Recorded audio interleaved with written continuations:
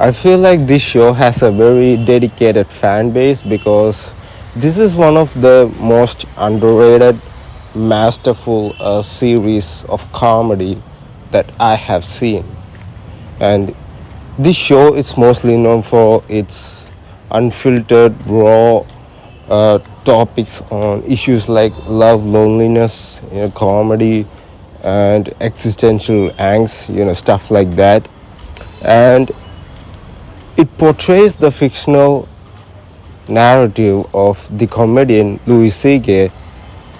living in the New York City while facing issues like his divorce and his children and his on the path to struggling comedian and having doubts on which direction to take his career to, even though like there are some opportunities that are shown in the show that might try to elevate his career. He still has problems of overthinking and confidence, and whether a comedian, like a struggling comedian, can really actually make it into the top of the mountain. And it's very introspective, the show. It's very introspective because there are a lot of hidden quotes in the show, and there's something for everyone in the show. Like, anybody who watches the show, they might learn something that can be applied to their personal life, and that's what's really interesting about the show. It's not too long.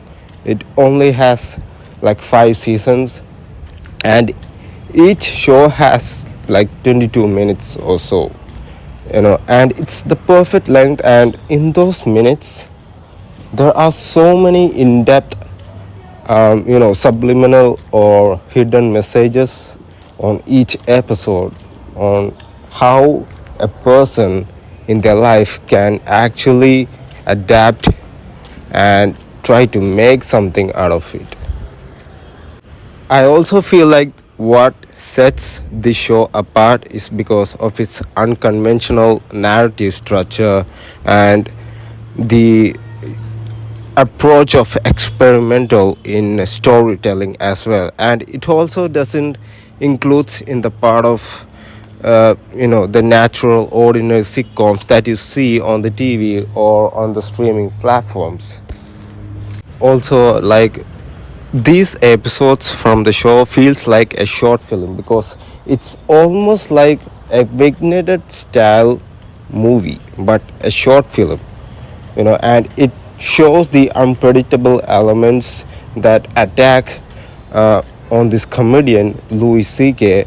in New York City, and it actually reflects to the real comedian Louis C.K., I believe. And although sometimes it's very unpredictable, some of the shows and the scenes and some of them might be like slightly disturbing, but it's safe to say it's really critically acclaimed because of its realistic, raw, and unfiltered elements that you can apply to your own personal life. And that's why I feel like this is one of those shows where it is like the most underrated, masterful projects from an artist, and it also feels more personal to the creator as well. I feel like this isn't something that the creator has done to make himself of money or something.